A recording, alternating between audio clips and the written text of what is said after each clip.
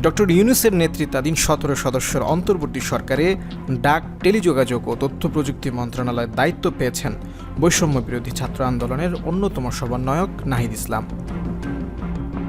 আরেক সমন্বয়ক আসিফ মাহমুদ পেয়েছেন যুব ও ক্রীড়া মন্ত্রণালয়ের দায়িত্ব। শুক্রবার মন্ত্রিপরিষদ বিভাগ সূত্রে এসব তথ্য জানা যায়।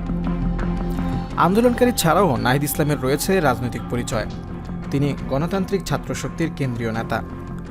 ছাত্র অধিকার সংরক্ষণ পরিষদ থেকে বেরিয়ে ডাকসুর সাবেক সমাজসেবা সম্পাদক আক্তার হোসেনের নেতৃত্বে গড়ে তোলা হয়েছিল গণতান্ত্রিক ছাত্রশক্তি। আসিফও গণতান্ত্রিক ছাত্রশক্তির কেন্দ্রীয় নেতা। ডাকসুর সাবেক সমাজসেবা সম্পাদক আক্তার হোসেনের নেতৃত্বে ২০২৩ সালের ৪ অক্টোবর আত্মপ্রকাশ করে দলটি। এক নজরে নাহিদ ইসলাম কোটা সংস্কার আন্দোলনের প্ল্যাটফর্ম বৈষম্য বিরোধী ছাত্র আন্দোলনের অন্যতম সমন্বয়ক।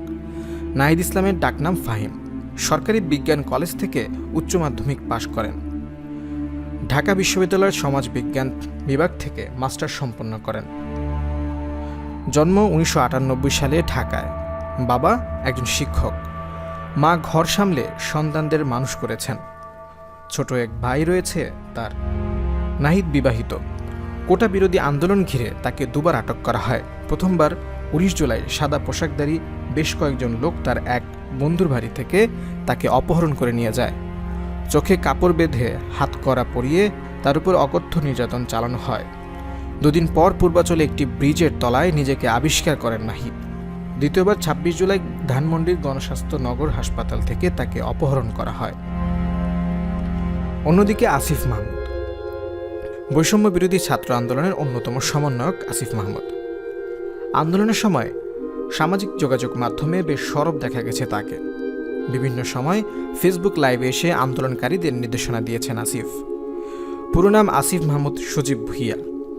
কোটা সংস্কার আন্দোলনের প্ল্যাটফর্ম বৈষম্য বিরোধী ছাত্র আন্দোলনের সমন্বয়ক থেকে অন্তর্বর্তীকালীন সরকারের উপদেষ্টা হয়েছেন তিনি। আসিফ মাহমুদের বাড়ি কুমিল্লার মুরাদনগর উপজেলার আকুবপুর গ্রামে। তার পিতার নাম মোহাম্মদ বিলাল হোসেন ও মাতার নাম রোকসানা বেগম।